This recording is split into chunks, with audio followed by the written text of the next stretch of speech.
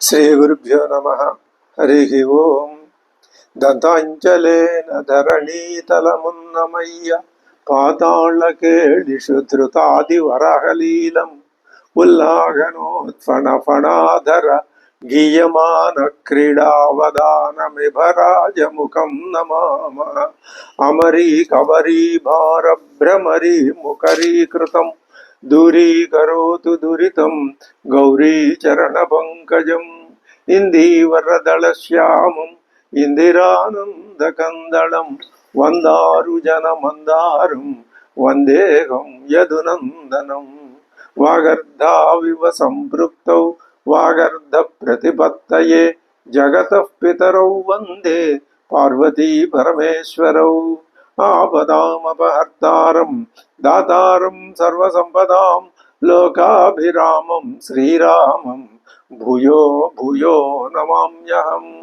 బుద్ధిర్బలం యశోధైర్యం నిర్భయత్వమరోగత అజాడ్యం వాక్పటుత్వం చ హనుమత్స్మరణాల్లభేతు. శ్రీ గురుభ్యో నమః. హనుమంతుడు తారకి చక్కటి ఉపదేశాన్ని సంక్షిప్తంగా చేశాడు. అమ్మా, గుణదోషకృతం జంతు స్వకర్మ ఫలహేతుకం అవ్యగ్రస్తదవాప్నోతి సర్వం ప్రేత్య శుభాశుభం. స్వకర్మ ఫలహేతుకం గుణదోషకృతం, తాను చేసుకున్నటువంటి కర్మలు మంచివైతే గుణాలు సత్ఫలితం, చెడ్డ కర్మలైతే దానికి తగిన ఫలితం. అంటే కర్మలన్నింటికి తదనుగుణమైనటువంటి ఫలితాన్ని మానవుడు ప్రేత్య, ఇక్కడ ప్రేత్య అనే మాట చాలా ప్రధానమైన మాట. ఎందుకంటే ప్రేత్య బయటపడిన తర్వాత ప్రేత్యాముష్మిల్లోకాద్ అమృతా భవంతి, అక్కడ మనకు ఒక వైరుధ్యం కాదది అనిపిస్తుంది. అదేమిటండి? ప్రేత్య అస్మాల్లోకాతు అమృతా భవంతి, చనిపోయి మరణం లేని వారు అవుతారు. ఇది చనిపోతే మరణం ఉన్నవాళ్ళు అయితేనే కదా చనిపోయేది. చనిపోయి మరణం లేని వాళ్ళు ఎలా అవుతారు అంటే, ప్రేత్య అముష్మిల్లోకాతు ప్రేత్య అస్మాల్లోకాతు అమృతా భవంతి, అమృతులవుతున్నారు అంటే వాళ్ళకి జన్మ మళ్ళీ ఉండదు. జన్మ ఉంటేనే మృతి. ఇక్కడ నువ్వు మరణిస్తే ఇదే ఆఖరి మరణం, ఇదే ఆఖరి జన్మ, ఇంకా మళ్ళీ జన్మని ఎత్తాల్సిన అవసరం ఉండదు. అది ఉపనిషత్ సారాంశం అంతా ఒక్క మాటలో చెప్తే, అదే మాటని హనుమంతుడు చెప్తున్నాడు. నీవు చేసిన పనులు వాటి యొక్క శుభాశుభ ఫలితాల్ని బట్టే నీ యొక్క మరణానంతర జీవితం ఉంటుంది. ఇది వేదం చెప్పిన ధర్మం. కాబట్టి నువ్వు నిన్ను గురించి ఆలోచించుకో. చనిపోయిన వాళ్ళని గురించి ఆలోచిస్తావే, అలాగే నువ్వు దీనురాలివి. నువ్వు ఏ స్థితిలో ఉన్నావో అది నువ్వు చూసుకోగలిగితే ఆ దీనత్వం నీకు నువ్వే దీనురాలని చెప్పుకోవాల్సి ఉంటుంది. నువ్వు వాళ్ళని దీనుడివి అని ఆయన పట్ల దీనభావాన్ని వహించి చెప్తున్నావు. అలా కాదు, ముందు నిన్ను నువ్వు చూసుకో. అంటే అర్థం ఏమిటి అంటే, నీ యొక్క పరిస్థితి, నువ్వు ఎక్కడ ఉన్నావు, ఏ స్థితిలో ఉన్నావు, సాధక దశలో అనేది నిన్ను గురించి నువ్వు శోచ్యురాలివి. ఎందుకని? అజ్ఞానంలో ఉన్నావు కాబట్టి. ఏమిటి అజ్ఞానం? చేసిన శుభాశుభ కర్మల యొక్క ఫలితం నువ్వు మరణించిన తర్వాత అనుభవించాల్సిందే. శుభ ఫలితాలు ఎక్కువ ఉంటే స్వర్గాది సుఖాలు పొంది, అది క్షీణించిపోతే మళ్ళీ మర్త్యలోకంలో పడవలసిందే. అశుభ ఫలితాలు ఎక్కువ ఉన్నా దాని ఫలితాన్ని కూడా మిగిలిన లోకాల్లో అనుభవించవలసిందే. లేదా ఇంకొక అర్థం కూడా చెప్పచ్చు, శుభాశుభ ఫలితాలని బట్టి తర్వాత మళ్ళీ జన్మ ఉంటుంది. ఇది జన్మల పరంపర, నీకే ఉంటుంది అని ఎవరు చెప్పరు. నువ్వు మరణంతో నీ శరీరం ఉపాధి అయిపోయింది, ఇంకా దాని పేరు ఊరు లేవు. కానీ జన్మలనే ఉన్నాయి. ఈ గుణాలు మళ్ళీ ఇంకొక ఉపాధిని వెతుక్కుంటాయి. ఉపాధుల మధ్య సామ్యం లేదు, ఏకత్వం లేదు, దేనికి అదే. అప్పుడు నువ్వు నీ శుభకర్మలు ఎక్కువ ఉంటే మళ్ళీ వచ్చి ఈ లోకంలో వాటిని అనుభవిస్తావు, అశుభకర్మలు ఎక్కువ ఉంటే దాన్ని బట్టి వచ్చి ఈ లోకంలో అనుభవిస్తావు. ఏదైనా మళ్ళీ అనుభవించడానికి ఇక్కడికి రావాల్సిందే. అందుకని వేదం ఏం చెప్పింది? ప్రేత్య మరణించే ముందు కొంతకాలంగా నీ మనస్థితిని బట్టి, నీ ఉపాధి యొక్క జీవధర్మాన్ని బట్టి నువ్వు ఆ శుభాశుభ కర్మల్ని గురించి ఆలోచించటం వదిలేసి కేవలం నీ స్వరూపం మీదనే దృష్టి పెట్టు. అప్పుడు ఈ శుభాశుభ కర్మలు నిన్ను ఏమీ చెయ్యలేవు. ఎందుకని? నీ దృష్టి అంతా స్వరూపం మీదే ఉంటుంది కాబట్టి. నీ స్వరూప జ్ఞానం నీకు తెలిసి వచ్చిన తర్వాత అప్పటిదాకా ఉన్న అజ్ఞానం తొలగిపోతుంది. అజ్ఞానం వలననే నీకు మళ్ళీ జన్మించాల్సిన అవసరం ఏర్పడుతోంది. ఆ అజ్ఞానం పోతే నువ్వు జన్మించాల్సిన అవసరం లేదు. ఎందుకని? అవి ఎప్పుడు పోతుంది అజ్ఞానం? స్వస్వరూప జ్ఞానం కలిగితే. అదే మాట స్ప్రేచ్ఛ అనే మాటలో సూచిస్తున్నాడు హనుమంతుడు. గుణదోష కృతం జంతు స్వకర్మ ఫలహేతుకం అవ్యగ్రహ తదవాప్నోతి. తగినట్లుగానే అనుభవిస్తాడు. సర్వం ప్రేత్య శుభాశుభం. ఇది వేద ధర్మం, వేదం చెప్పిన ధర్మం. దీంట్లో పరమార్థం, అత్యద్భుతమైన పరమార్థం ఉన్నది. ఇది చెప్తే ఏమవుతుంది? ప్రతి ఒక్క జీవుడు కూడా తన జీవితాన్ని ఇతరులకి ఏమాత్రం అభ్యంతరకరంగా ఉండకుండా తనకు తాను, తన స్థితిలో తాను ఆత్మోన్నతిని పొందటానికి పురోగమనం సాధిస్తాడు. ఇతడి వల్ల సమాజానికి చెడుపు జరగదు. ఇది ఆత్మభావాన్ని కలిగి ఉండటం అంటే ఇది. సత్య పరాక్రమం అంటే ఇదే. ఎప్పుడైతే ఆత్మజ్ఞానం లేదో, అనాత్మజ్ఞానం ఎక్కువైందో, దానివల్ల నేను, నాది అనేటటువంటి ఇవన్నీ పుట్టుకొస్తాయి. దానివల్ల ఉపకారాలు, మళ్ళీ లోకం, ఇది అంతా మామూలే. ఇది స్పష్టమైన తేడా కనిపిస్తుంది కదా. దీనికోసం ఏమీ ఆలోచించి ఏ ఆందోళన పడాల్సిన అవసరం లేదు. కాబట్టి వేదం చెప్పిన ఈ ధర్మం వల్ల ఇది లోకోపకారకం, సర్వజనహితకరమైన భావం. అదే అనాత్మ భావాన్ని ఎవరు చెప్తున్నారు? రావణాసురుడు. రాక్షస రాజ్యం అంతా అనాత్మ భావమే. వాలి పాలనలో వానర రాజ్యం అంతా అనాత్మ భావమే. ఇప్పుడు దానికే శ్రీరామచంద్రుడు వాలిని సంహరించి వానర రాజ్యానికి పాలకుణ్ణి మార్చాడు. అయోధ్యకి పాలకుల్ని మార్చాల్సిన అవసరం లేదు. ఎందుకని? ఆ పాలకులంతా ఎప్పటి నుంచో వేద ధర్మం ప్రకారం తాము జీవిస్తూ ప్రజల చేత జీవింపచేసేటట్లు సహాయపడుతున్నారు. వానర రాజ్యంలో అలా లేదు. వాలి ప్రభావం అంటే అనాత్మ ప్రభావం. ఆత్మానాత్మల మధ్య ఘర్షణే రామాయణం. ఆత్మానాత్మల మధ్యలో అనాత్మ గెలిచినట్టు కనిపిస్తే రావణుడు గెలిచినట్టే. అది అనాత్మ గెలవదు. తాత్కాలికంగా ఏదో ఎక్కడో ఒకచోట అరచోట విజయాన్ని సాధించినట్టు కనిపించినా అది నిలిచేది కాదు, శాస్త్రీయమైంది కాదు, వేద సమ్మతమైంది కాదు. అందుకని రాజుని మార్చి సుగ్రీవుడిలో ఆ విధమైనటువంటి పరతత్వాన్ని గుర్తించి పరతత్వ స్వభావాన్ని తెలుసుకోగలిగినటువంటి శక్తి సుగ్రీవుడిలో ఉంది కాబట్టి సుగ్రీవుడిని రాజుగా నియమించాడు రాముడు. ఇది రాముడు అనుసరించిన వేద ధర్మం. ఇక్కడ రామో విగ్రహవాన్ ధర్మ అన్న వాక్యం స్పష్టంగా మనకి రుజువు అయింది కిష్కింధా నగరంలో.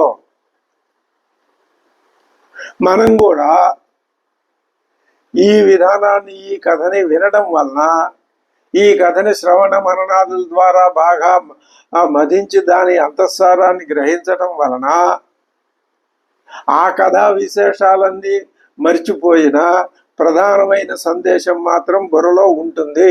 ఏమిటది? ఆత్మజ్ఞానమే జ్ఞానము, అనాత్మ జ్ఞానం ఆభాస. ఆ మృగతృష్ణలో నీరు లాంటిది, బంగారం నుంచి వచ్చిన ఆభరణం లాంటిది, మట్టి నుంచి వచ్చిన కుండలు బాణలు మూకుళ్ళు లాంటిది అనాత్మ జ్ఞానం. అది ఉన్నట్టు కనిపిస్తుంది కానీ ఉన్నది కాదు. నీకు ఉన్నట్టు నీ అనుభవంలోకి రాకపోయినా ఉన్నది ఆత్మజ్ఞానమే. అది నువ్వు అనుభవానికి తెచ్చుకుంటే నీకు అంతకంటే అమృత భవంతి అంటే అది అర్థం. ఇది ప్రాక్టికల్ వేదాంత. ఈ ఒక్క విషయాన్ని మనం ఎంత బాగా నిత్యం ప్రతినిత్యం ప్రతిరోజు 3 పూట్ల ఈ విషయాన్ని మననం చేసుకుంటే చాలు, సహజంగానే ఆ విధమైనటువంటి ప్రవర్తన మార్గంలోకి వెళ్ళిపోతాం మనం. అందుకే మనం రామాయణ అధ్యయనం ప్రారంభించాం. హనుమంతుడు ఇక్కడ ఆయన వేద స్వరూపుడు కాబట్టి, వేదవేత్త కాబట్టి, ఆ వేద సమ్మతమైనటువంటి మాటని ఒక్క ముక్కలో చెప్పేశాడు. ఇది ఎంతో గొప్ప మాట. గుణదోషకృతం జంతు స్వకర్మ ఫలహేతుకం అవ్యగ్రస్తదవాప్నోతి సర్వం ప్రేత్య శుభాశుభం.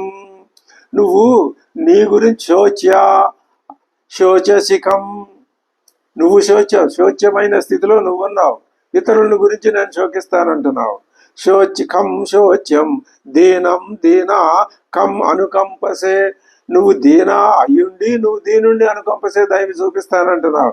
కశ్య కోవా అనుశోచ్యో వస్తే ఎవరికెవరు శోకింపదగిన వారమ్మా తారమ్మా? ఎవరికెవరు శోకింపదగిన వారు? ఎవ్వరు శోకింపదగిన వారు కారు. అర్జునుడికి ఇదే ఉపదేశం చేశాడు కృష్ణ పరమాత్మ. అదే మాట వేదం ఒక్కటే ముక్క చెప్పింది అంతే.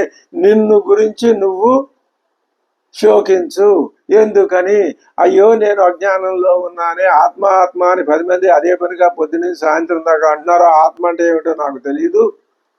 ఎంత తెలుసుకోవాలని ప్రయత్నం చేసినా నాకు అది అనుభవంలోకి రావట్లేదని నువ్వు శోకించాలి, నిన్ను నువ్వు చూసుకొని. కశ్యవ కోవా అనుశోచ్యోస్తి దేహేస్మిన్ బుద్బుదోపమే అని హనుమంతుడు తారకి అద్భుతంగా చక్కగా జ్ఞానాన్ని ఉపదేశించాడు. తార వారి యొక్క మృతదేహం వద్ద విలపిస్తూ చివరికి ఏమన్నది? ఈ వానరరాజు వాళ్ళకి సంస్కారం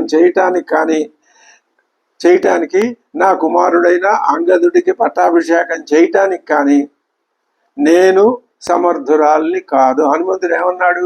ఆయన విషయాన్ని సూటిగా స్పష్టంగా చెప్పాడు. నువ్వు కర్తవ్యం తెలుసుకొని అంగదుడిని అభిషిక్తుడిని చెయ్యి అని న్యాయాన్ని చక్కగా చెప్పాడు హనుమంతుడు. ఇక్కడ ఒక చిన్న ఘర్షణ వస్తుంది. అదే తార గనక నేను అలాగే చేస్తాను అంటే అప్పుడు కథ ఎలా జరిగేదో. తార అలా అనలేదు. అనే స్వభావంలో ఆ పాత్రని మొదటి నుంచి చిత్రించలేదు వాల్మీకి. ఆమె మొదటి నుంచి శ్రీరాముని యొక్క పరమాత్మత్వాన్ని గుర్తించే మాట్లాడుతున్నది. పరమాత్మ తత్వాన్ని గుర్తించినప్పుడు నేనే చేస్తాను, నేనే కర్తృత్వం వహిస్తానని ఎవరంటారు? తార అనలేదు. ఆ హనుమంతుడు నీ ముందు అది కూడా ఒక అవకాశం ఉంది అని చెప్పినట్లయింది. నువ్వు ఆ అవకాశాన్ని ఉపయోగించుకోవద్దని కూడా దాంట్లో అంతర్నిగూఢంగా భావం ఉంటే ఉండవచ్చు. అప్పుడు తార ఏముంది? నేను జోక్యం కలగజేసుకొని అంగదుడికి పట్టాభిషేకం చేయటం కానీ వాళ్ళకి సంస్కారం చేయటానికి కానీ నాకు అర్హత లేదు.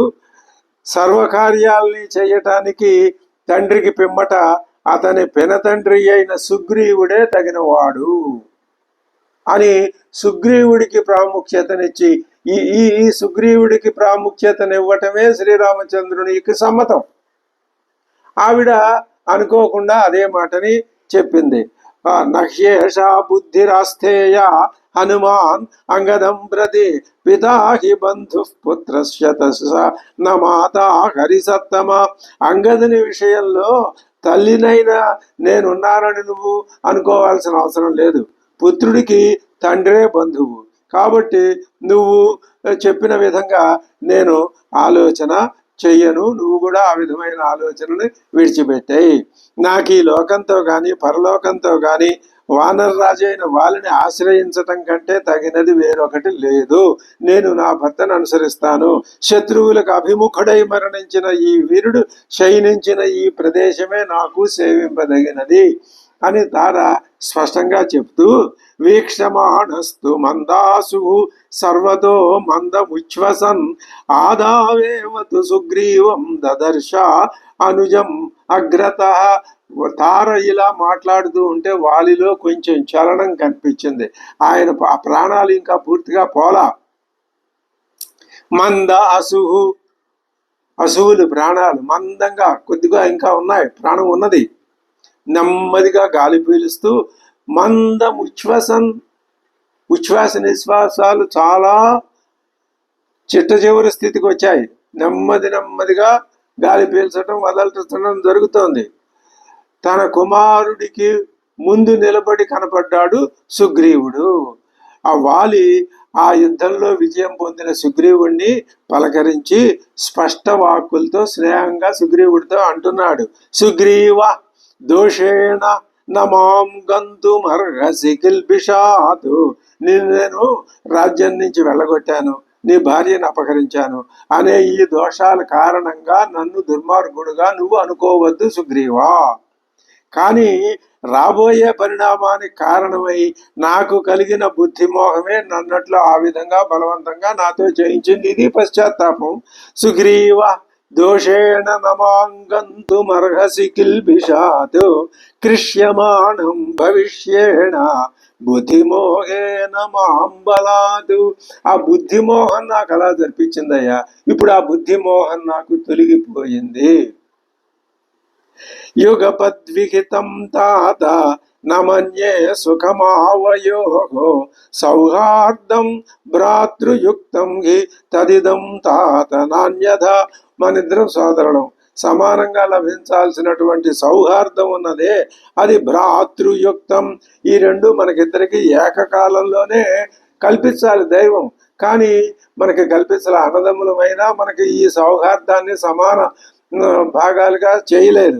ఇది దైవ నిర్ణయం. తదిదం తాత నా అన్యథ. దైవ నిర్ణయం ఎలా ఉంటే అలాగే జరుగుతుంది, నా అన్యథ వేరే రకంగా జరగదు కదా నాయన. ప్రతిపద్య త్వమద్యైవ. నువ్వు అద్యైవ ఈ రోజే వానర రాజ్యమేషాం వనౌకసాం. వనౌకసుల ఈ రాజ్యానికి నువ్వు ఈ రోజే అభిషిక్తుడివి కా. మామప్యద్యైవ గచ్చంతం విద్ధి వైవస్వతక్షయం. యముని ఇంటికి నేను ఈ రోజే వెళ్ళిపోతున్నాను అని తెలుసుకో. ఈ రోజే ఈ వానర రాజ్యానికి నువ్వు రాజువి కమ్ము. జీవితంచ రాజ్యంచ శ్రియంచ విపులామిమాం ప్రజహామ్యేష వైతూర్ణం మహచ్చాగర్హితం యశ. ఇక నేను నా జీవితాన్ని, రాజ్యాన్ని, శ్రియంచ ఈ రాజ్య సంపదనే కూడా, విపులాం శ్రియం విశాలమైన ఈ రాజ్య సంపదనే కూడా, ప్రజహామ్యేష వైతూర్యం తూర్ణం నేను నీకు శీఘ్రమే ప్రజహామి ఇవన్నీ నీకు విడిచిపెట్టి రాజ్యాన్ని, రాజ్య రమని కూడా నేను విడిచిపెట్టేస్తున్నాను. అస్యాం త్వహం అవస్థాయాం వీర వక్ష్యామి అద్వచ. ఇటువంటి మరణ స్థితిలో ఉన్న నేను ఏ మాట నీతో చెప్తానో, యద్యప్యసుకరం రాజన్, నీకు ఇష్టం ఉన్నా లేకపోయినా, చేయటానికి కొంచెం ఇబ్బంది ఉన్నా కూడా, కర్తుమేవ తదర్హసి, నువ్వు నేను చెప్పిన మాట చేసి తీరవలసిందే. సుఖార్హం సుఖ సమృద్ధం బాలమేన బబాలిశం బాష్పూర్ణ ముఖం పశ్య. చూడు, ఈ సుకుమారుడు, ఈ బాలుడు, వాడి కళ్ళ నిండా నీళ్లు ఎలా నిండి ఉన్నాయో, భూమౌ పతితం అంగదం, కూర్చుని ఉన్నాడు. మమ ప్రాణై ప్రియతరం పుత్రం, ఈ అంగదుడు అంటే నాకు నా ప్రాణాల కంటే కూడా ఎక్కువైనటువంటి ఇష్టమైనటువంటి కుమారుడయ్యా. నువ్వు అతన్ని ఎలా చూడాలి? పుత్రమివ ఔరసం, నీ కుమారుడుగానే చూడు. నాన్న కుమారుడుగా చూస్తే కొంచెం తేడా వస్తుందేమో, అలా కాదు, నీ కుమారుడు నువ్వు ఏ విధంగా చూస్తావో ఈ అంగదుడిని కూడా అలాగే. మయాహీన మహీనార్థం సర్వత పరిపాలయ, అంగదుడికి ఇప్పుడు ఇక నుంచి నేను ఉండను, ఉండేది నువ్వే. కాబట్టి అంగదుడికి సర్వత పరిపాలయ, అన్ని విధాలుగా అతడికి ఏ లోటుపాట్లు లేకుండా రాకుండా అతడిని నువ్వు పెంచి పోషించి అతనికి ఇవ్వవలసినటువంటి గౌరవాన్ని ఇవ్వవలసింది. త్వమేవాస్య హి దాతాచ పరిత్రాతాచ సర్వత, అన్ని విషయాల్లో నువ్వే అతడికి దాతవి, ఇవ్వవలసిన వాడివి, పరిత్రాతవి, రక్షించవలసిన వాడివి కూడా. భయేష్వభయదశైవ, అతనికి ఏదైనా భయకారణం కలిగితే అభయం ఇవ్వవలసిన వాడివి కూడా నువ్వే. ఏష తారాత్మజ శ్రీమాన్ త్వయా తుల్య పరాక్రమ, ఇతడు పరాక్రమంలో నీతో సమానమైన వాడు. అందులో ఒక హెచ్చరిక కూడా ఉంది. ఇతడు నాకంటే బలహీనుడన్న దృష్టితో చూశావు, అది నీకు చేటు కాక తప్పదు. మళ్ళీ కొద్దిగా ఆ లక్షణాలు ఒకచోట అరచోట కనిపించిన తర్వాత కథలో మనకు తెలుస్తుంది. కానీ వాలి ఏమంటున్నాడు? ఇతడు నీతో సమానమైన బలపరాక్రమాలు గలవాడు, శ్రీమాన్, చక్కటి లక్ష్మీ సంయుక్తమైన కళతో కూడి ఉన్నవాడు. రక్షసాంతు వదే తేషాం అగ్రతస్తే భవిష్యతి, వాలి యొక్క ముందు చూపు ఎంత గొప్పదో, అంత మరణ స్థితిలో కూడా నువ్వు అతను ఊహించే తెలిసిపోతుంది. ఎందుకని ఎప్పుడైతే ఆత్మజ్ఞానం కలిగిందో అన్ని విషయాలు యథాతథంగా అనుభవంలోకి వస్తాయి. నువ్వు రాక్షసులతో యుద్ధం చేయాల్సి వస్తుంది. నేను ఇంతవరకు రాక్షసులతో యుద్ధం చెయ్యలేదు. రాక్షసులతో యుద్ధం ఎందుకని చేయలేదు నేను అని అన్నట్లయితే, రాక్షసులతో విరోధం పెట్టుకున్నాడు వాలి. ఉంది రాక్షసుల విరోధం వాలికి మేలే చేసింది. నువ్వు రాక్షసులతో యుద్ధం చేస్తావు అనుకో, నేను రావణాసురుణ్ణి నేను జయించాను, ఆ రావణాసురుని ముప్పు తిప్పలా పెట్టాను. వాలి గనక అలాగా రాక్షసులతో వైరుధ్యం పెట్టుకోకుండా రాక్షసులతో స్నేహం గనక చేసి ఉన్నట్లయితే అప్పుడు ఏమయ్యేది? కథ ఈ విధంగా ఉండేది కాదు. దానివల్ల సుగ్రీవుడు రాజు కావటానికి తగినటువంటి విధానం ఏర్పడి ఉండేది కాదు. అది రావణ విరోధం పెట్టుకోవటం వలననే సుగ్రీవుడు మళ్ళీ రాజ్యానికి రావటం. ఇప్పుడు రావణుడితో స్నేహం పెట్టుకుని ఉన్నట్లయితే రావణుడు వాలి ఇద్దరిని ఒకసారి స్వామివారు సంహరించవలసి వచ్చేదేమో. కానీ ముందే వాళ్ళని సంహరించటం వలన ఇక్కడ కిష్కింధ రాజ్యాన్ని గట్టిపరిచి ఇక్కడ ఆత్మజ్ఞాన సంపన్నుడైనటువంటి సుగ్రీవుడి రాజ్యాన్ని స్థాపించి తర్వాత లంకలో ఆ పని చెయ్యాలి. ఇది దైవ నిర్ణయం. కాబట్టి వాలి రాక్షసులతో రావణాసురుడితో స్నేహం పెట్టుకోలేదు. అతన్ని ఎంత దూరంలో ఉంచాలో అంత దూరంలోనే ఉంచాడు. ఇప్పుడు అంటున్నాడు సుగ్రీవుడితో, ఓ సుగ్రీవా, నువ్వు రేపొద్దున రాక్షసులతో యుద్ధం చెయ్యి. ఆ యుద్ధం చేసేటప్పుడు అంగదుడు నీకు అందరికంటే ముందు ఉండి నీకు తోడ్పడతాడు. అదే చెప్తున్నాడు.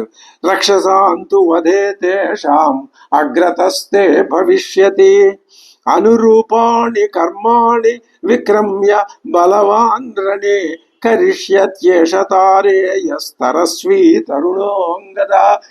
ఈ అంగదుడు యువకుడు, బుద్ధిమంతుడు, తర్వాత బలవానుడు, యుద్ధంలో మహాపరాక్రమవంతుడు, అతన్ని నువ్వు తగిన విధంగా గౌరవించు. సుషేణ దుహితాచేయం, సుషేనుడు కూతురు తార.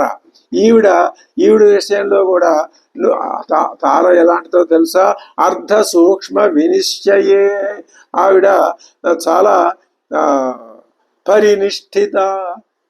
అర్ధ సూక్ష్మ వినిశ్చయే. కొంతమందికి ఏది కర్తవ్యమో, ఏది సూక్ష్మార్థమో, ఏది కాదో అనే విషయం నిర్ణయించుకోవటానికి వాళ్ళ బుద్ధి పరిపక్వత చాలదు.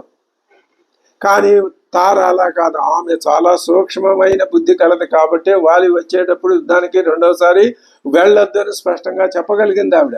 ఆ విషయం ఆయన తెలుసుకున్నాడు. ఇప్పుడు తార యొక్క యోగ్యత ఏమిటో చెప్తున్నాడు.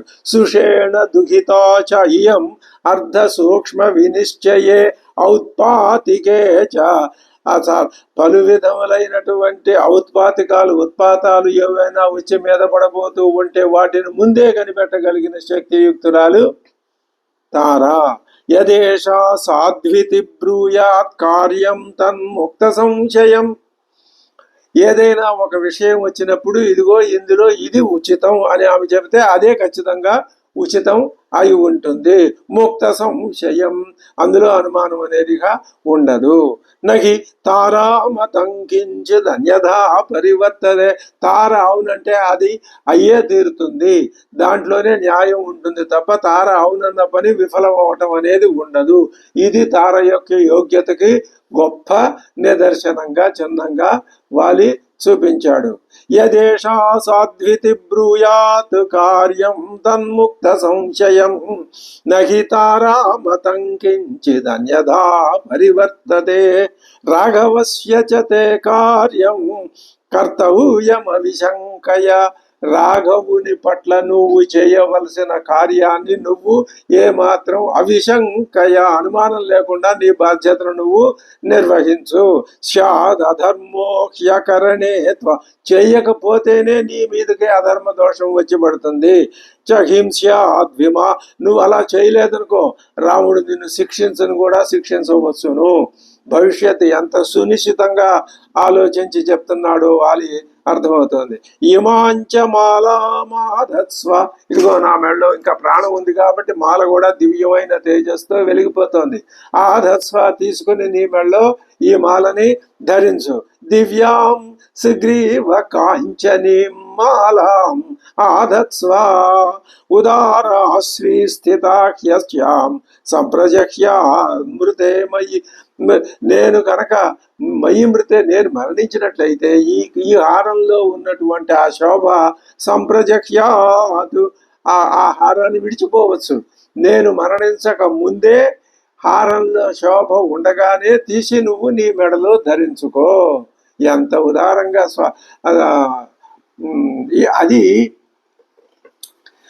మా గృథ కశ్యస్విద్ధనం. ఉపనిషత్ చెప్పే అర్థం ఇదే.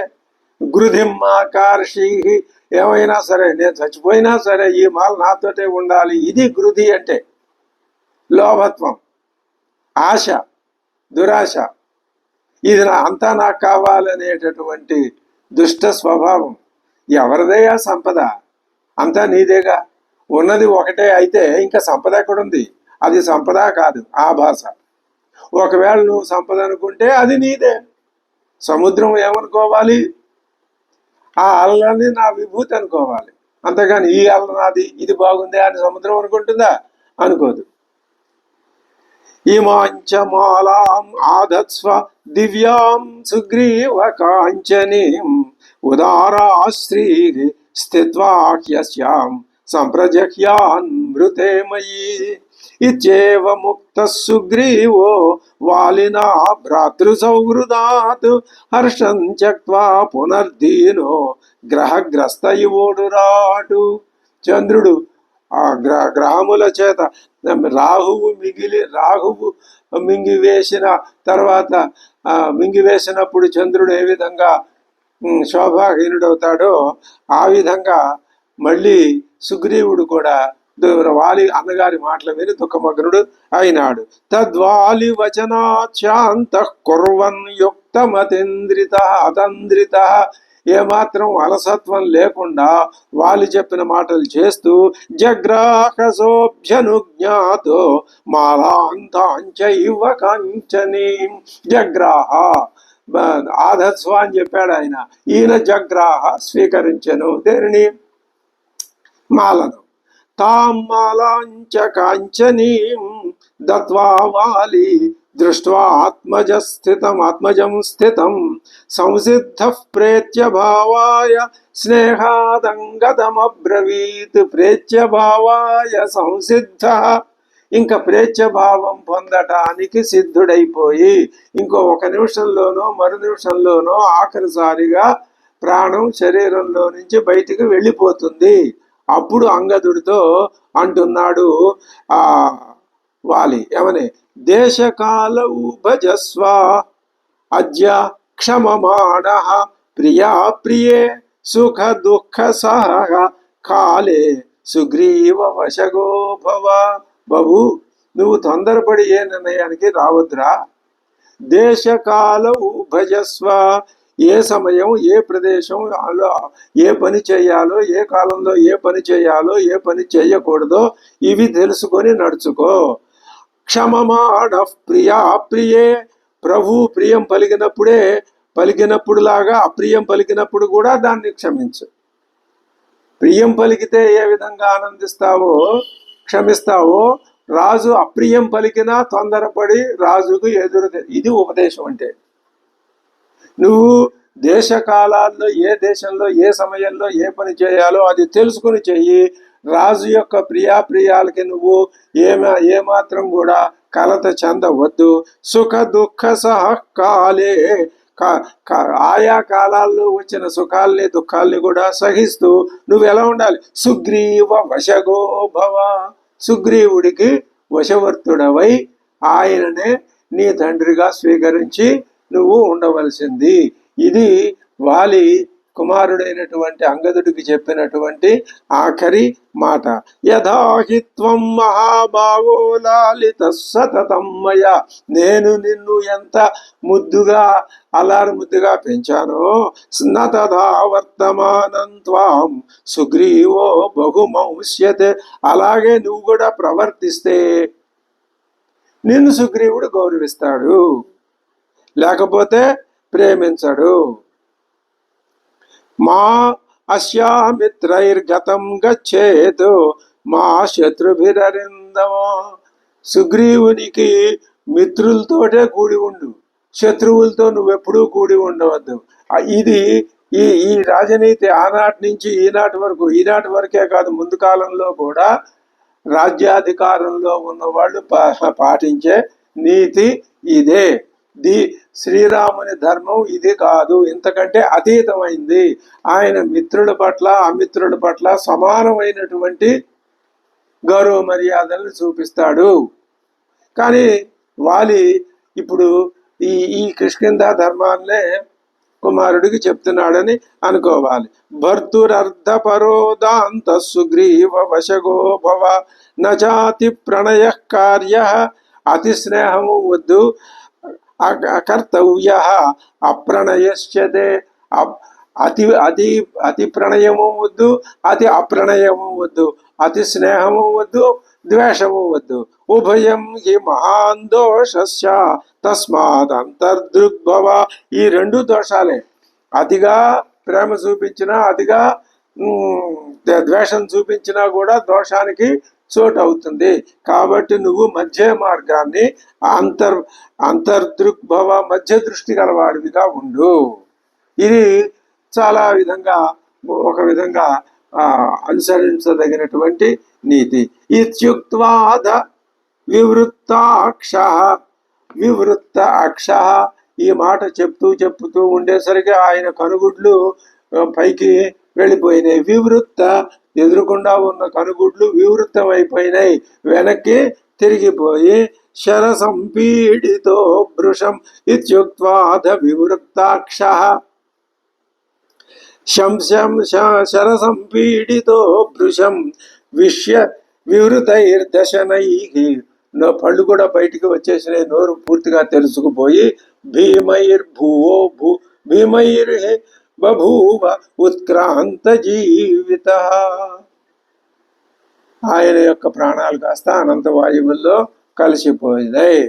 ఈ విధంగా రామబాణం చేత వాలి ఆ నిష్కృతిని పొందాడు. ఇక్కడ మనం విషయం గమనిస్తే వాలి రాజ్యాల్లో కిష్కింధలో ఎక్కడ యజ్ఞాలు యాగాలు ఈ మాటే లేదు, ఈ ప్రసక్తే లేదు. లంకలో కొద్ది కొద్దిగా వినపడుతుంది. అవి అస్థాన పతితాలుగా వాటిని వాళ్ళ ఇష్టం వచ్చిన విధంగా వాళ్ళ ధర్మం ప్రకారం వాటిని మార్చేసి వాళ్ళు చేస్తున్నారు. వేద ధర్మం ప్రకారం చేసే వాళ్ళ మీద దండయాత్రలు చేస్తారు. అది ఒక రాజ్యం. ఇప్పుడు మనం కిష్కింధ రాజ్యం అయిపోతుంది కాబట్టి ఇక నుంచి నెమ్మదిగా లంకారాజ్యం చూడాలి. అక్కడ ఇప్పుడు 3 రాజ్యాల్లోనూ మనం పరిశీలించి చూస్తే ఏది ఉత్తమ ధర్మమో మనమే నిర్ణయించుకొని వ్యక్తిగతంగా మనం సాధన మార్గంలో ఆ పద్ధతిలో వెళ్ళాలి. ఈ విషయంలో మనకి అయోధ్య ప్రజల్ని ఉత్తమోత్తమైనటువంటి ప్రజలు, మనము ప్రజల్లో భాగమే అని మనం అనుకుంటే అప్పుడు రామాయణం మనకి దగ్గర అవుతుంది. అంతే తప్ప ఇది మనం దూరంగా పెట్టి అలా కథలాగా చూస్తే దానికి మనకి తాదాత్మ్యత అనేది సిద్ధించకపోతే ఎంత దూరంలో ఉండాలో అంత దూరంలోనే ఉంటాం.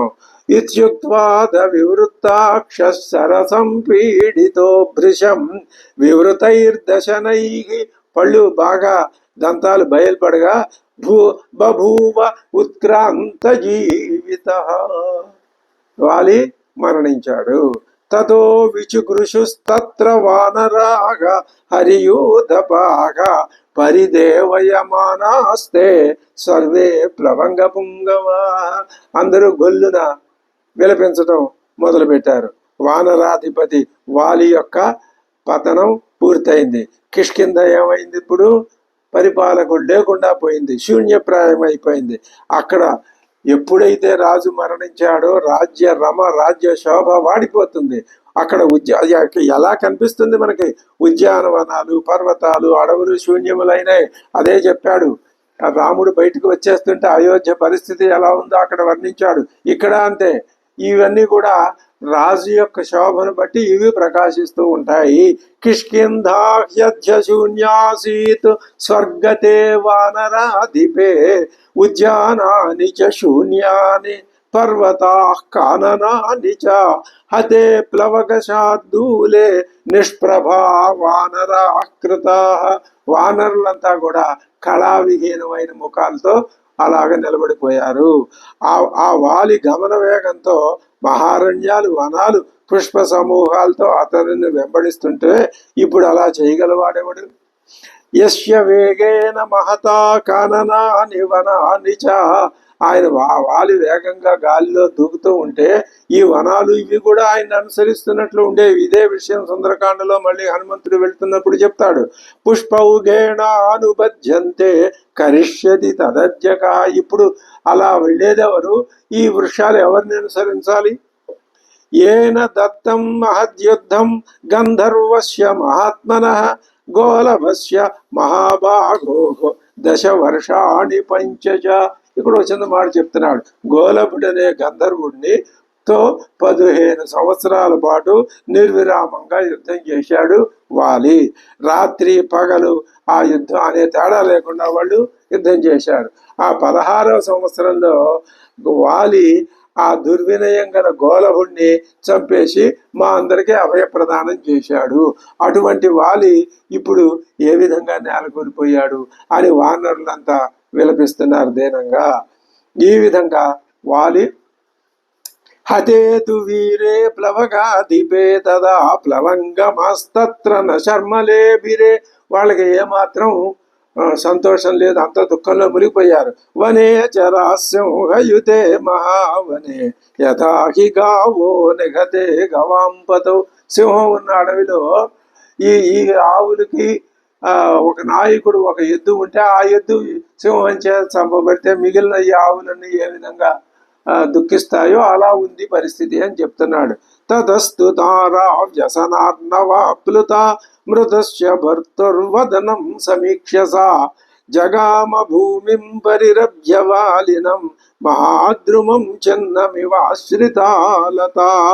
ఆమె ఒక వృక్షాన్ని ఆశ్రయించినటువంటి తీగ నేల మీద పడిపోతే ఎలా ఉంటుందో ఆమె ఏం చేసింది అంటే తార మరణించినటువంటి పతి మోము చూసి దుఃఖసాగరంలో మునిగి నేల మీద పడిపోయింది.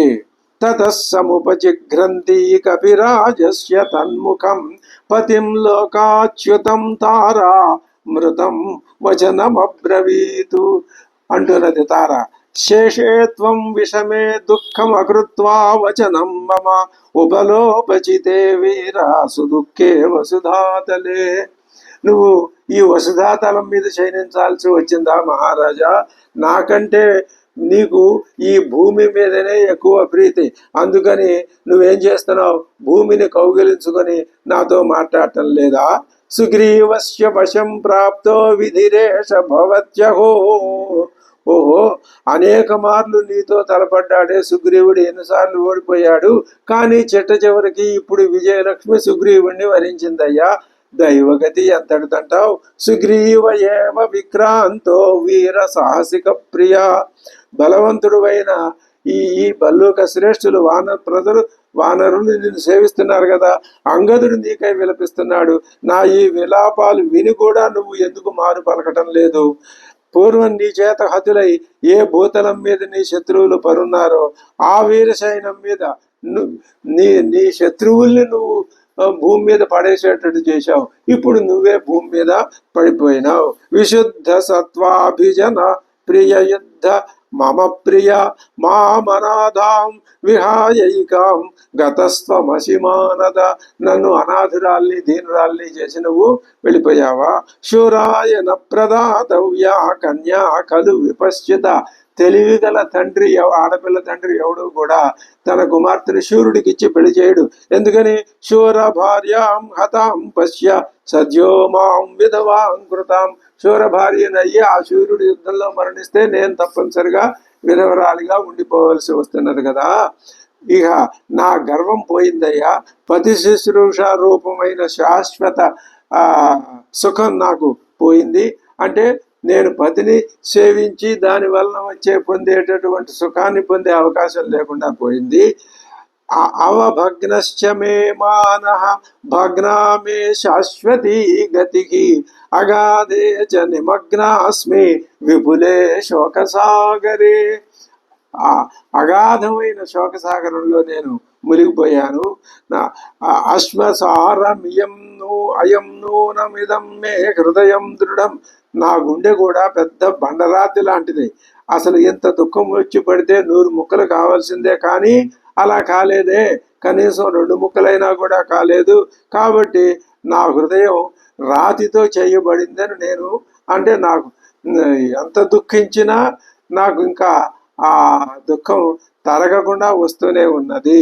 సుహృత్యైవకి భర్త నాకు సుహృత్తు, స్నేహితుడు, చెలికాడు. ప్రకృత్యా మమచ ప్రియ. స్వభావం చేతనే నాకు ఆయన అంటే ఎక్కువ ఇష్టం, ఆయన నాకు ప్రియుడు. ఆహవే చ పరాక్రాంత. యుద్ధంలో మహాపరాక్రమవంతుడు. శూర మహాశూరుడు. అటువంటి నా భర్త పంచత్వమాగత. ఇప్పుడు వాలి మరణించాడు. పతిహీనాతు యా నారీ కామం భవతు పుత్రిని. కుమారులు ఎంతమంది అయినా ఉండేవండి, పతిహీన అయితే గనక నారికి ధనధాన్యాలు సమృద్ధిగా ఉన్న జనుల చేత ఏమని పిలువబడుతుంది? విధవ అని పిలువబడుతుంది కదా. ధనధాన్యై సుపూర్ణాపి విధవేత్యుచ్యతే జనైః స్వగాత్ర ప్రభవే వీర శేషే రుధిర మండలే. నీ శరీరం నుంచి వచ్చిన రక్తంతో తడిచిపోయిన నేల మీద శయనించావా స్వామి? క్రిమి రాగ పరిస్థో మే త్వమాత్మశయనే యదా రేణుశోణిత సంవీతం గాత్రం తవ సమంతతః.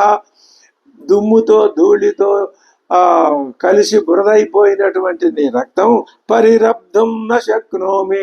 నీ స్నేహాన్ని, నీ దేహాన్ని నేను ఆలింగనం చేసుకుందామన్నా కూడా కౌగిలించుకోలేకపోతున్నాను. భుజాభ్యాం ప్లవగర్షవ కృతకృత్యోజ్య సుగ్రీవో. మళ్ళీ ఇప్పుడు ఆ దుఃఖం ఆ సుగ్రీవుడి మీదకి, నిజమే. సుగ్రీవుడు ఇప్పుడు కృతకర్త్యుడైనాడు. ఆయన ఎప్పటి నుంచో కన్నా కళ నిజమైంది. వైరేస్మిన్ అతిదారుణే యస్య రామ విముక్తేన హృతమేఘేషుణా భయం. ఒక్క బాణం రాముడి చేత విడవబడింది. అది సుగ్రీవుడికి భయాన్ని తొలగించింది. ఇప్పుడు సుగ్రీవుడు కృతకృత్యుడైనాడు. శరేణ హృది లగ్నేన గాత్ర సంస్పర్శనే తవ వార్యామిత్వాం నిరీక్షంతి త్వయి పంచత్వమాగతే. అది నువ్వు మరణిస్తే నిన్ను ఆలింగనం చేసుకోవటానికి వీలు లేకుండా నీ హృదయాన్ని నాటి ఉన్న ఈ బాణం నన్ను వారిస్తున్నదయ్యా. ఇంత పెద్ద బాణం నీ గుండెల్లో దిగబడి అలా నీ మీద నుంచి లేచి అలా నిలబడి ఉన్నదే, అది ఉండగా నేను నిన్ను ఏ విధంగా ఆలింగనం చేసుకోను. శరేణ హృది లగ్నేన గాత్ర సంస్పర్శనే తవ. నీ గాత్రాన్ని సంస్పర్శిద్దామంటే వార్యామి త్వాం నిరీక్షంతి త్వయి పంచత్వమాగతే. శరేణ అహం వార్యామి, నేను అడ్డగింపబడుతున్నాను. ఉద్బవర్హ శరం నీలగా దశగాత్ర గతం యథ. అందరూ చాలా జాగ్రత్తగా తార యొక్క మాటలను వింటున్నారు, అక్కడ దృశ్యాన్ని చూస్తున్నారు, అందరూ దుఃఖమయ్యులై ఉన్నారు కదా. అప్పుడు ఎప్పుడైతే తార ఈ బాణం నాకు నిన్ను స్పర్శించడానికి అడ్డంగా ఉన్నదని ఆవిడ బాధపడిందో, వెంటనే నీలుడు ఏం చేశాడు? ఉద్బర్హశరం, ఆ బాణాన్ని పైకి పెరకివేచాడు. గాత్ర గతం తదా గిరిగహ్వర సంలీనం దీప్తమాసీ విషం యథా. ఎక్కడ కొండ గుహలో దాక్కొని ఉన్న సర్పాన్ని ఆ సర్పాలు పట్టేవాడు అలవోగ్గా బయటికి ఇలా లాగేసినట్టుగా వాలి యొక్క గుండెలలో నుంచి ఆ బాణాన్ని నీరుడు పైకి తీశాడు. తస్య నిష్కృష్యమాణస్య బాణస్య చ బభౌద్యుతికి అస్తమస్తక సంవృద్ధో రశ్మిర్దినకరాదివా. ఆ బాణం ఇంకా వెలుగులు చెమ్ముతూనే ఉంది. ఆ బయటికి తీసేటప్పుడు ఆ బాణం యొక్క కిరణాలు ఆ అష్టాద్రి శిఖరం చేత అడ్డగించబడినటువంటి సూర్యకిరణాల్లాగా ఉన్నాయి. పేతు క్షతజధారాస్తు వ్రణేభ్యస్తస్య సర్వశః తామ్రగైరిక సంపృక్త ధారాయువ ధరాధరాతు. అది ఎర్రని గైరికాది ధాతువులతో కూడిన పర్వతం వలె ఆ వాలి యొక్క శరీరం నుంచి రక్తం ధారలుగా ప్రవహిస్తున్నది. అవకీర్ణం విమార్జంతి భర్తారం రణరేణున ఆస్త్రైర్నయన జైశూరం శిషేచాస్త్ర సమాగతం. ఇప్పుడు ఆ శరీరాన్ని తన కన్నీటి ధారల చేత ఆమె కడుగుతున్నట్లుగా, ధూళి తొలగినట్లుగా ఆవిడ కడిగింది. రుధిరోక్షిత సర్వాంగం దృష్ట్వా వినిహతం పతిం ఉవాచ తారా పింగాక్షం పుత్రమంగదం అంగనా. కుమారుడితో తార అంటున్నది, అవస్థాం పశ్చిమాం పశ్య పితుః పుత్ర సుదారుణాం. నాయన, నీ తండ్రి ఇప్పుడు పశ్చిమావస్థ, మరణావస్థ. తూర్పు అవస్థ అంటే జననం, పశ్చిమం అంటే మరణం. అవస్థను చూడు నాయన. సంప్రసక్తస్య వైరస్య గతోంతః పాపకర్మణ. నీ తండ్రి పాపరూపమైన దుష్కృత్యాన్ని చేయటం వల్ల ఏర్పడినటువంటి వైరం, ఆ వైరం యొక్క ఆ వైరం యొక్క దీనివల్ల ఆ వైరం ఈ విధంగా ఇలాగా నీ తండ్రి మరణంతో ముగిసిందయ్యా. బాల సూర్యోదయతను, ఉదయభానుడిలాగా ప్రకాశిస్తున్నటువంటి శోభ కలవాడు. ప్రయాంతం యమసాధనం, ఈయన ఇప్పుడు ప్రయాణం చేసి యమనిలయానికి వెళ్తున్నాడు. అభివాదయ రాజానం పితరం, రాజుగారు నీ తండ్రి అయినటువంటి ఈ వాలి మహారాజు గారికి నువ్వు అభివాదయ పుత్ర మానదం. నీకు వానరరాజులందరికీ ఆయన వానరులందరికీ గౌరవింపదగిన వాడు, గౌరవాన్ని ఇచ్చేవాడు అయినటువంటి ఆ వాళ్ళకి నువ్వు నా అభివాదనం చెయ్యి. ఏవ ముక్త సముద్ధాయ జగ్రాహ చరణౌ పితుః. సముత్థాయ, నేల మీదే పడున్నాడు అప్పటిదాకా అంగదుడు. ఆయన నేల మీద నుంచి లేచి పితుః చరణౌ జగ్రాహ, తండ్రి 2 పాదాలని చేతులతో పట్టుకున్నాడు. భుజాభ్యాం పీన వృత్తాభ్యాం అంగదోహమితి బ్రువన్, తన యొక్క భుజాలతో ఆ తండ్రి యొక్క పాదాలు పుచ్చుకుని తండ్రి నేను అంగదుణ్ణి అని చెప్తూ ఉన్నాడు. అభివాదయమానం త్వాం అంగదం త్వం యథా పురా దీర్ఘాయుర్భవ పుత్రేతి కిమర్థం నాభిభాషతే. ఆయన అలా తండ్రికి నమస్కరిస్తుంటే మళ్ళీ తార అంటున్నది, ఓ మహారాజా నీ కుమారుడయ్యా నీకు నమస్కారం చేస్తున్నాడయ్యా, ఎందుకని నువ్వు ఆ కుమారుని నాయన చిరంజీవిగా ఉండరా అని ఎందుకని ఆశీర్వదించట్లేదు నువ్వు అని ఆ దుఃఖాతిరేకం అలాగే అనిపిస్తూ ఉంటుంది. సహజంగా మరణ సమయంలో ఈ విధమైనటువంటి ఒక వ్యక్తి మరణించి అక్కడ పడి ఉన్నప్పుడు బంధువులు విలపించే విధానం ఇలాగే ఉంటుంది లోకంలో, అప్పటికీ ఇప్పటికీ అంతే. అహం పుత్ర సహాయ త్వాం ఉపాసే గతసే చేతసం త్వాం ఉపాసే, నేను నా కుమారుడు ఇద్దరము కలిసి నిన్ను ఉపాసే సేవిస్తున్నాము. నీలహే సింహేన నిగతం సద్యో గౌ సవత్సేవ గో వృషం, ఆవు దూడలు విడవక సేవించినట్లు నేను నిన్ను ఆవు దూడలాగా ఇద్దరం కలిసి సేవిస్తున్నాం. ఇష్ట్వా సంగ్రామ యజ్ఞేన రామ ప్రహరణాంబసి అస్మిన్ అవబృధే స్నాత కథం పత్నియా మయా వినా. నువ్వు యజ్ఞాంతంలో చేసే స్నానం అవబృధ స్నానం, నువ్వు అవబృధ స్నానం చేశావు నేను లేకుండా, అలా ఎలా చేశావయ్యా అంటే నువ్వు యుద్ధం అనే ఒక యజ్ఞం ఆచరించావు, రామబాణం అనే జలంలో నువ్వు అవబృధ స్నానం నువ్వు ఒక్కడవే చేశావు. ఈ యజ్ఞము ప్రసక్తి తార నోట వస్తుంది అంతే తప్ప వాలి నోట రాలేదు. ఈ భేదం స్పష్టంగా మనం ఇక్కడ గమనించాలి. అందుకనే తార ఆమె ఆత్మజ్ఞాన సంపన్నురాలు అనడానికి ఇదే ఉదాహరణ. ఇష్ట్వా సంగ్రామ యజ్ఞేన రామ ప్రహరణాంబసి అస్మిన్ అవబృధే స్నాత కథం పత్న్యా మయా వినా. యా దత్తా దేవరాజేన తవ తుష్టేన సంయుగే శతకుంభమయీం మాలాం తాంతే పశ్యామినే కిం. నీకు దేవతలతో దేవతలకు దేవరాజు యుద్ధంలో సంతోషించినటువంటి దేవరాజు నీకు ఇచ్చినటువంటి కాంచనమాల నీ దేహం మీద ఏది ఎక్కడా కనపట్టలేదే. అసలు నిన్ను చూస్తే ముందు కనిపించింది ఆకర్షించేది అందరినీ ఆ కాంచనమాల. ఆ కాంచనమాల ఎవరిచ్చారు? నీకు దేవేంద్రుడు ఇచ్చాడు. ఎందుకు? యుద్ధంలో సంతుష్టిని పొంది. అటువంటి నా పశ్యామికే కిం, నీ మెడలో కనపట్టలేదేమయ్యా. రాజశ్రీర్న జగాదిత్వాం, నీ ముఖంలో కాంతి ఇంకా తగ్గలేదయ్యా స్వామి. గతాసుమపి మానద, నువ్వు ప్రాణాలు పోయినా మరణించావా? మరణించినట్లుగా ఎక్కడా లేదు. సూర్యస్య ఆవర్తమానస్య శైలరాజమివ ప్రభా, మేరు పర్వతాన్ని తన యొక్క ప్రదక్షిణలో మేరు పర్వతాన్ని విడిచిపోతుంది. ఆ తేజం మేరు పర్వతాన్ని వేడిపోదు సూర్యుడి యొక్క తేజస్సు.